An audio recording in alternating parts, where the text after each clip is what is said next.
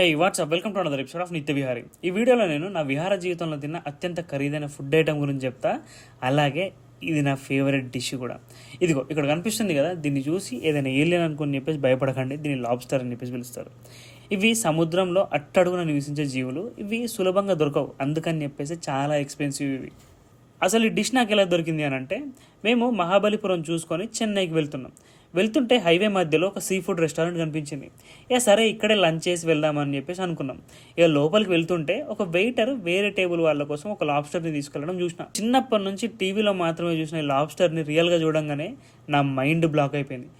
ఆత్రం ఆగలేక టక్కున order పెట్టేసేసిన. Highlight ఏంటి అని అంటే, మా ఫ్రెండ్స్ ఎవరికి కూడా లాబ్స్టర్ అంటే ఏంటి తెలియదు. అందుకే వాళ్ళు ఎవరు కూడా కొంచెం ఎక్కువగా తినలేదు, కొంచెం తినేసి మిగిలిందంతా నాకే వదిలిపెట్టేశారు. టేస్ట్ విషయానికి వస్తే మాత్రం మంచిగా చేశారు. ఇది కొంచెం ప్రాన్స్ లెక్క అనిపించింది. ఇక్కడ హోటల్ కూడా మాత్రం అయితే కొంచెం స్పైసెస్, సాల్ట్ మంచిగా యాడ్ చేసేసి మంచిగా నీట్గా కుక్ చేసి కొంచెం మౌత్ మెల్టింగ్ అయ్యేలా తయారు చేసేసాడు. ఇంకొంచెం ఇంట్రెస్టింగ్ ఫ్యాక్ట్ ఏంది అని అంటే, ఇక్కడ మీరు చూస్తారు కదా, ఈ ఎర్రగా ఉన్న లాబ్స్టర్, యాక్చువల్లీ లాబ్స్టర్స్ ఎర్రగా ఉంటాయి, డిఫరెంట్ కలర్స్లో ఉంటాయి. అవి బ్లూ కావచ్చు, ఎల్లో కావచ్చు, బ్రౌన్ కావచ్చు. కానీ ఈ లాబ్స్టర్స్ని కుక్ చేసిన తర్వాత బ్రైట్ రెడ్ కలర్గా మారిపోతాయి. ఇప్పుడు ఇక్కడ మీరు చూసిన లాబ్స్టర్ మాత్రం చిన్నదే. ఇది దాదాపు ఈ లాబ్స్టర్కి మాత్రం 2,800 రూపాయలు ఛార్జ్ చేశాడు. నా జీవితంలో ఒక డిష్కి ఇంతగానో ఖర్చు పెట్టడం మాత్రం ఇదే ఫస్ట్ టైం. ఫస్ట్ ఈ రేట్ చూడంగానే నాకు చాలా భయం అనిపించింది. 2,800 రూపాయలు ఒక డిష్కి పెట్టాలని చెప్పేసి.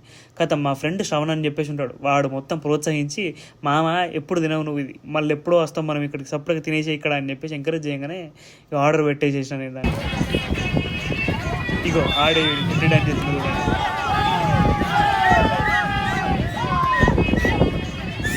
మంచిగా లాబ్స్టర్ మొత్తం తినేసేసిన తర్వాత బిల్లు కట్టేసి బయటకు వచ్చిన తర్వాత మంచిగా ఒక విషయం గుర్తుకొచ్చింది. శనివారం రోజు మనం ఒక్క పొద్దు బ్రేక్ అయిపోయింది, ఖతం. ఇక చేసేది ఏం లేక సప్పుడే అక్కడి నుంచి బయలుదేరేసి వెళ్ళిపోయినాం. ఇక మీరు కనుక లాబ్స్టర్ తినుంటే అసలు ఇది ఎక్కడ తిన్నారు, ఆ ప్లేస్, అలాగే ప్రైస్ ఎంత ఛార్జ్ చేశారనేది కూడా కామెంట్ బాక్స్లో కామెంట్ చేయండి.